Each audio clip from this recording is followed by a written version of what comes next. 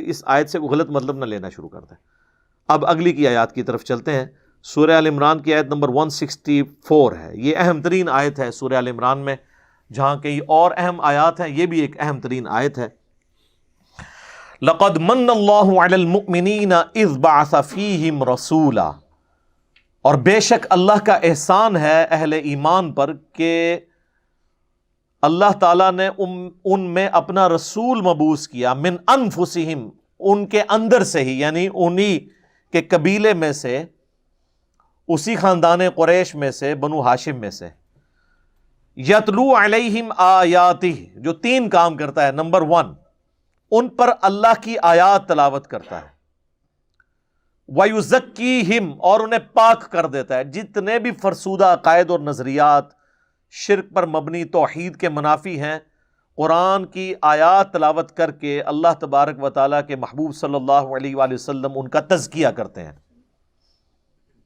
اور نمبر 3، وَيُعَلِّمُهُمُ الْكِتَابَ وَالْحِكْمَةَ، اور انہیں کتاب و حکمت کی تعلیم دیتے ہیں۔ کتاب سے مراد قرآن بھی اور شریعت بھی، اور حکمت سے مراد قرآن بھی اور سنت بھی۔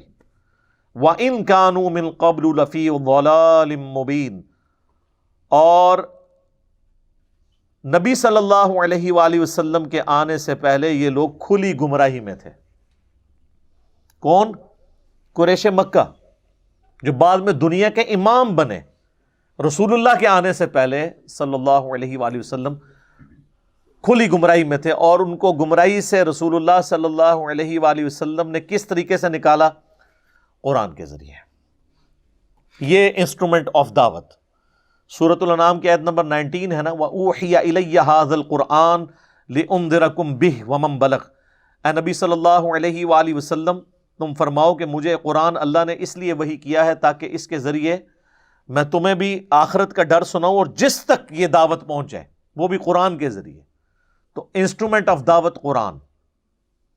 حجۃ الوداع کے اوپر قرآن اور سنت، لیکن عقیدے قرآن کے۔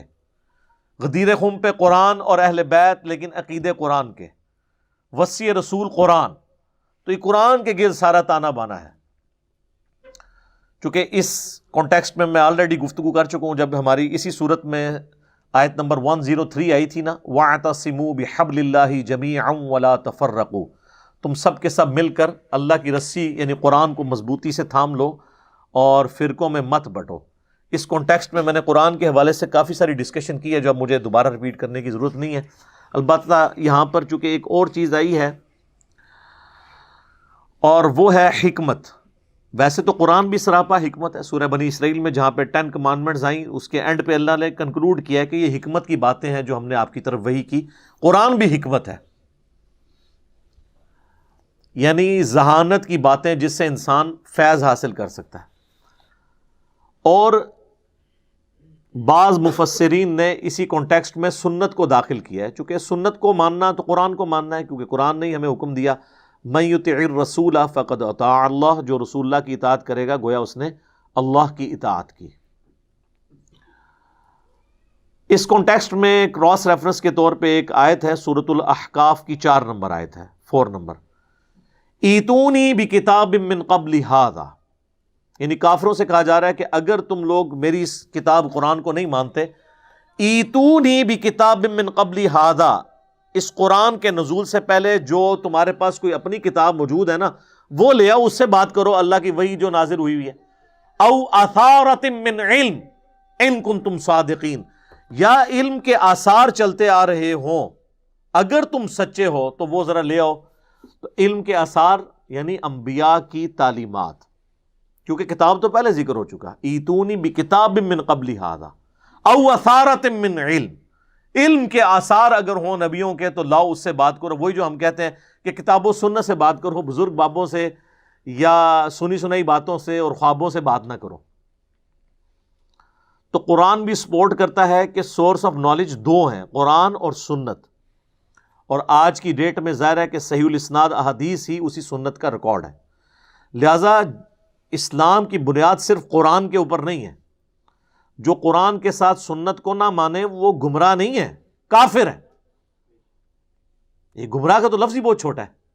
گمراہی تو یہ ہو سکتی ہے کہ وہ چند ایک سنتوں کا انکار کر دے، یا کسی حدیث کا انکار کر دے یا وہ سمجھے کہ میرے نزدیک حدیث ثابت نہیں ہے، لیکن اوورآل ایک سورس آف نالج جو اسلام کی بنیاد ہے اس کا کیٹاگوریکل ڈینائی کرنا اور کہنا سنت اور حدیث کوئی چیز ہی نہیں ہے، تو وہ گمراہ تو نہیں، وہ کافر ہے۔ پورے کا پورا دین جو ہے وہ ان دو ستونوں کے اوپر کھڑا ہوا ہے، اور اللہ تعالیٰ نے بھی دیکھیں کہ ہماری کتنی امپورٹنٹ چیزیں جو ہیں وہ سنت پہ ہی ڈیپینڈنٹ کرتی ہیں۔ قرآن میں کم و بیش 100 دفعہ تو نماز کی تاکید آئی ہے۔ ویسے ہم لوگ عموماً 700 دفعہ کہہ دیتے ہیں، پتہ نہیں یہ کسی نے کوئی ڈیٹیکٹ کر کے نکالا ہے، ہم نے جو کیلکولیٹ کی ہے ہمارے بھائیوں نے تو وہ 100 سے زیادہ دفعہ نہیں بنتی، بہرحال اوورآل 100 دفعہ۔ میں نے بھی کئی دفعہ 700 بیان کیا، ہو سکتا ہے وہ ڈیٹیکٹ کر کے بنتی ہو، 100 دفعہ تو آئی ہے تاکید۔ لیکن پورے قرآن میں نماز کا طریقہ اللہ نے نہیں بتایا، حالانکہ یہ بہت امپورٹنٹ تھا۔ چلے 100 کی جگہ اللہ تعالیٰ تو ایک دفعہ بھی تاکید کر دے تو کافی ہے۔ قرآن میں اکثر آیات جو امپورٹنٹ ہوتی ہیں وہ 2 دفعہ ہی آتی ہیں، اس سے زیادہ اس کو ریپیٹ نہیں کیا جاتا۔ شرک کے بارے میں آیت ہے تو وہ 2 دفعہ ہی آئی ہے سورہ نساء کے اندر، بعض اوقات کوئی 3 دفعہ یا 4 دفعہ آ گئی ہے، یا بعض اوقات کسی چیز کی اہمیت کے لیے 31 دفعہ آیا فَبِأَيِّ آلَاءِ رَبِّكُمَا تُكَذِّبَانِ، لیکن وہ ایک آیت کے ساتھ باقی آیات جڑی ہوئی ہیں جن کے بعد وہ رزلٹ کے طور پہ آتا ہے، آیت وہ ایک ہی ہے۔ تو اللہ تبارک و تعالیٰ نے نماز کا طریقہ قرآن میں نہیں بتایا، اس کو سنت پہ حدیث پہ چھوڑ دیا، جو عملی تواتر کے ذریعے بھی ٹرانسفر ہوئی اور ریٹن ریکارڈ کے ذریعے بھی۔ اس پہ میں نے الگ سے ایک ویڈیو ریکارڈ کروا دی ہے انٹروڈکشن آف حدیث کے نام سے، اور ایک اور میری مجلس ہے، مجلس نمبر 96، جاوید احمد غامدی صاحب کے نظریات سے متعلق 20 سوالات، وہ آپ یوٹیوب پہ جا کے دیکھیں تو میں نے کافی تفصیل سے اس پہ گفتگو کی ہے۔ تو وہ سب کے سب بنیاد اسی کے اوپر ہے کہ نبی علیہ السلام جو ہے وہ اللہ کی آیات تلاوت کرتے ہیں، ان کو پاک کرتے ہیں، ان کو کتاب اور حکمت، قرآن اور سنت سکھاتے ہیں، اور اس سے پہلے یہ کھلی گمراہی میں تھے۔ اور میں اس پہ جملہ بولتا ہوں کہ صحابہ تو قرآن کے نزول سے پہلے اور نبی علیہ السلام کی آمد سے پہلے کھلی گمراہی میں تھے، ہم قرآن کے آنے کے بعد بھی کھلی گمراہی میں ہیں، کیونکہ اس سے استفادہ نہیں کرتے۔ خالی نازل ہونے سے تو نہیں کوئی گمراہی سے نکل جائے گا، ورنہ تو ابو جہل بھی، اس کے سامنے بھی قرآن نازل ہوا تھا۔ آج کی ڈیٹ میں بھی وہ ابو جہل کی اولاد ہے جو قرآن اور حدیث نہیں مانتا، چاہے وہ اپنا نام عبداللہ رکھ لے، ٹھیک ہے، لیکن وہ ابو جہل کی اولاد ہے، جب مان نہیں رہا۔ تو نبی علیہ السلام کے مبارک زمانے میں بھی اگر ابو جہل موجود ہے تو آج بھی موجود ہے، کافروں کو چھوڑ دیں مسلمانوں میں بھی موجود ہے۔ دیکھیں نا، ایک مسلمان ہے اور اس کو بتایا جائے قرآن اور سنت میں یہ لکھا ہے، وہ کہ میں نہیں مانتا، تو اب اس پہ کیا حکم لگایا جائے گا؟ وہ اس نے خود دیکھنا ہے کہ بھی میرا اب کیا حشر ہوگا، مجھے کس کے ساتھ اٹھایا جائے گا۔ تو نبی علیہ السلام کی تعلیمات کا جو انسٹرومنٹ آف دعویٰ ہے وہ قرآن ہے، اور آپ علیہ السلام نے قرآن کے ذریعے تلاوت کر کے یتلو علیہم آیاتہ، قرآن کی آیات تلاوت کی، ویزکیہم، اور اس سے ان کو پاک کیا۔ کیسا پاک کیا کہ 13 سالہ مکی دور میں 5 نمازیں ہے ہی نہیں تھی، رات کو قیام ہوتا تھا، اس میں قرآن صحابہ سنتے تھے حضور علیہ السلام کے پیچھے، آدھی رات بعض کا 2/3 رات تک کھڑے ہو کر قرآن سنتے تھے، یاد کرتے تھے، وہ ان کی اپنی زبان میں تھا، اس سے ان کا دل پاک ہوتا رہا۔ ہوئے تو 125 بندے مسلمان 13 سال میں، لیکن وہ 125 نے پھر ایسی دعوت لانچ کی ہے کہ ود ان 17 ایئرس جو ہے رومن اور پرشین امپائر بھی الٹ کے رکھتی ہے، وہ قرآن کے ذریعے۔ قرآن وہ کتاب تھی جس کے ذریعے اللہ تعالیٰ نے جو ہے نا وہ تلپٹ کر دی ہر چیز۔ میرا یوٹیوب کے اوپر ایک کلپ بھی اپلوڈڈ ہے، جب عرب میں قرآن آیا، اس میں نے بتایا کہ عرب کے لوگوں میں 2 خامیاں تھیں اور 2 خوبیاں تھیں۔ خامیاں یہ تھی کہ چٹے ان پڑھ تھے، جاہل تھے، یہ ان کے اندر خامی موجود تھی۔ اللہ تعالیٰ نے ان کی خامی اس طرح دور کی کہ ان کی اپنی زبان میں انہیں کتاب دے دی، جو ان کو پڑھنے کی بھی ضرورت نہیں تھی، وہ سنتے تھے اور یاد کر لیتے تھے۔ اب مجھے بتائیں، جس نے سورۃ المائدہ، سورہ النساء اور سورہ آل عمران زبانی یاد کی ہوں، اس کے سامنے کون سا پادری یہود و نصارہ کا کھڑا ہو سکتا ہے؟ دوسری خامی تھی کہ طوائف الملوکی تھی، آپس میں لڑتے رہتے تھے، ایک جھنڈے کے نیچے جمع ہی نہیں ہوتے تھے۔ اللہ تعالیٰ نے محمد رسول اللہ صلی اللہ علیہ وآلہ وسلم کی مبارک ذات کی شکل میں انہیں ایک ایسا لیڈر دیا کہ سب لوگ ایک جھنڈے کے نیچے جمع ہو گئے، تو سر پھر دنیا کی سپر پاور ان کا کیا مقابلہ کر سکتی تھی؟ علم بھی مل گیا، لیڈر بھی مل گیا، اور دو خوبیاں تھیں ان میں، جنگجو تھے لیکن آپس میں لڑتے تھے، ان کو یہ اندازہ ہی نہیں تھا اگر ہم اکٹھے ہو جائیں تو ہم دنیا کی سپر پاورز کو بھی الٹ سکتے ہیں، کیونکہ وہ سپر پاورز تو وہ آرام اور آرائش کی زندگی گزار رہے تھے، یہ ٹف ماحول کے ریگستانی لوگ، کتنے کتنے دن فاقوں میں گزارنے، ریگستانوں میں سفر کرنا، ان کا کون مقابلہ کر سکتا تھا؟ یہ ان کے اندر خوبی تھی۔ اور دوسری خوبی یہ تھی کہ جب کسی کو زبان دیتے تھے نا، بیعت کر لیتے تھے نا، پھر گردن ہی کٹتی تھی، اس سے پیچھے نہیں ہٹتے تھے۔ یہ دو خوبیاں اللہ نے ان کی یوٹیلائز کی اور دو خامیاں دور کر دی، قرآن کی شکل میں اور محمد رسول اللہ صلی اللہ علیہ وآلہ وسلم کی شکل میں، تو سر پھر کون سی دنیا کی سپر پاور ان کا مقابلہ کر سکتی تھی؟